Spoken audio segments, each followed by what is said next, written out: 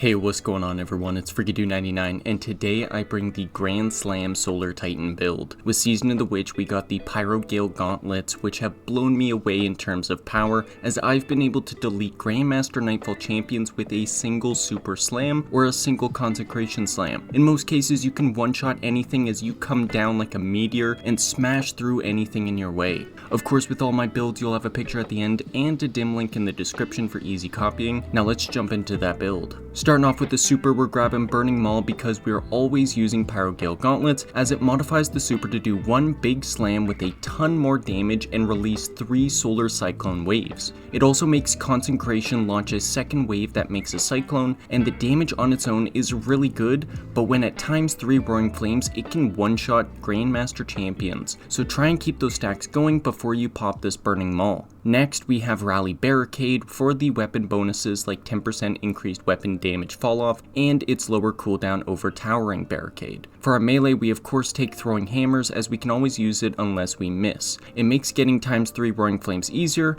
and lets us get Radiant all the time, and just does so much damage when at max stacks, so you can conserve more ammo and bonk all the time. Now for a grenade, we're taking Healing Grenade, as it boosts our survivability to be able to do some of the things we do, like go up and bonk enemies in Grandmaster NIghtfalls. It gives us a burst of health in panic situations, and then restoration for 6 seconds because of Ember of Solace. This restoration we constantly keep with us because of Ember Empyrean, so we can play a lot more loosely and go in a lot more with our hammers and our slams. Now for our first aspect, we have the previously mentioned Roaring Flames for extra ability damage for our Throwing Hammers and Burning Mauls. It also makes our normal melee hits powered, so we can punch stuff if we throw our hammer off a cliff. We always try to have 3 stacks whenever we go to use our Grand Slam super, or when we go to use our second aspect Consecration, as the increased damage from Roaring Flames is just so much and it's worth it to actually stack up and get. Now speaking of which, Consecration lets you do a slide uppercut and slam that does pretty good damage on its own, but with Roaring Flames and Pyrogale Gauntlets, it can delete 3/4 of a champion's health bar with a single slam. It does use up your melee charge, but because we have Roaring Flames, we can get it back really quickly with our normal punches and Amber of Searing.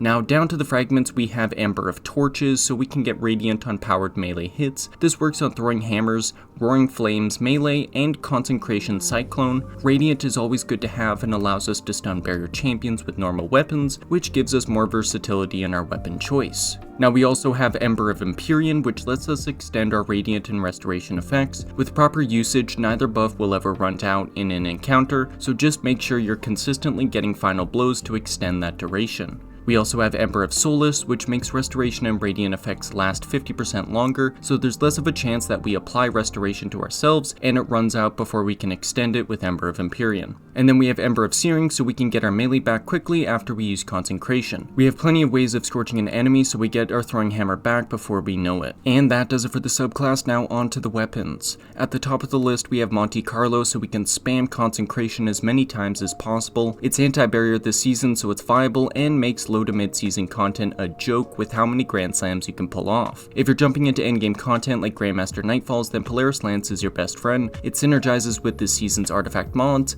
it applies Scorch really easily, and is an all-around great solar weapon to use. I also suggest checking out Tommy's matchbook, as our restoration can overcome its self-damage, allowing us to use it more effectively, as well as its anti-barrier this season, so that's a plus. And then of course we have Sunshot, which absolutely destroys anything that isn't master level content, and is just an all-around great hand cannon to use and is just so much fun. Now for legendary weapons, you should try out the Airmite with Controlled Burst for some really strong special weapon damage on champions. There's also Fixed Odds, which is a reliable solar heavy that can clear out adds and keep your Ember of Empyrean running. Some GM loadouts I've used are Wish Ender, the Airmite, and Fixed Odds. I've also used Firefright, Polaris Lance, and then Fixed Odds.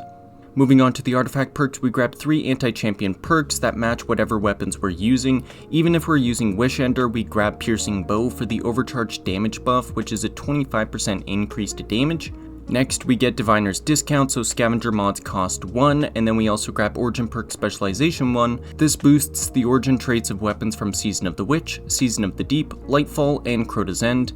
They all have different enhancements listed here, and then we also grab Origin Perk Specialization 2, which overcharges those same weapons. And then we also have Elemental Orb Solar for more explosions and scorching. For 4th column, we always pick up Elemental Fury for the 35% increased ability damage against stun champions, so always wait for a stun before going for a slam. We also always grab semi-auto strikers, so we always have an armor charge and endgame content, while we have a bow or scout rifle like Wishender or Polaris Lance. And then if we need, we grab overload machine guns, but if not, then we go and grab communal pickup so we can get a ×3 solar weapon surge when an ally picks up one of our elemental orbs. And then for the 5th column, we go ahead and grab monochromatic maestro, which is an easy 10% damage increase for abilities and weapons. So before you go in for a slam, try and get a single solar shot off to proc the damage increase. And then we grab rapid fire ranger so we can apply a 15% weaken to any enemy so we can get even more free damage off and even more stacked damage with our consecration and our slams.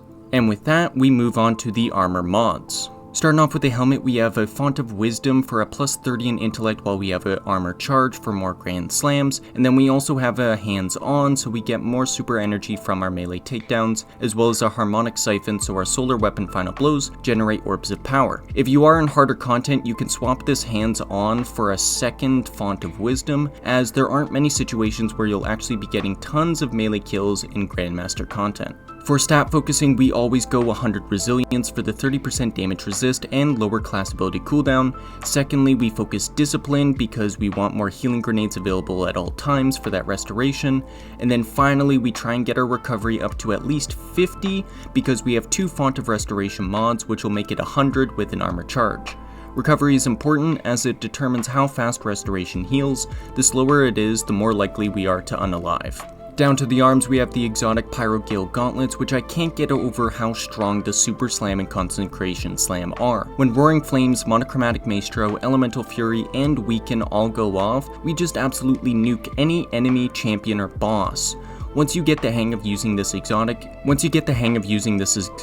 its power really comes out in full force. Now for the mods, we take Focusing Strike and Impact Induction so our powered melee hits give 20% grenade and barricade energy with a 7-second cooldown on it. Throwing Hammers and Roaring Flame melee both work so we get our abilities back real quick with this.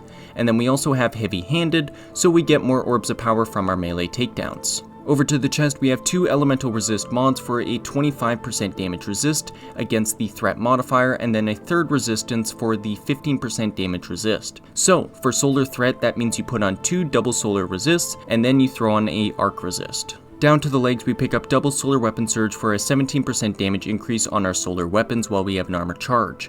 If we're in lower to mid content, then we can swap out one of these charges for an invigoration for more melee, and then we always have a recuperation for a health burst on orb of power pickup. And then for our mark, we take Bomber for a 12.5% grenade energy on barricade use, just for more healing nades, and then we have double Font of Restoration for a +50 in recovery while we have an armor charge, so we can max out at 100 with an armor charge. And that does it for the build. Now, I'm sure that once you get your hands on this build, you'll have an absolute blast with it. While melee builds aren't the best in Grandmaster NIghtfalls, this one proves itself of being worthy to use and, dare I say, viable. There are so many points through runs where I could insta-delete a champion in my team's way, and being able to do that in Grandmaster content feels so good. Finally, a build makes Consecration good, and in some ways tops the classic Synthoceps Bonk Titan build for me, as it feels more unique and flashy in so many different ways. Of course, if you need a picture, there's one on screen, as well as a dim link in the description. Thank you everybody so much for watching. If you liked the build, please leave a thumbs up and make sure to subscribe to not miss out on any other builds. If you have any questions or suggestions, don't be afraid to drop them in the comments, and I'll see you in the next video. Peace out, everyone.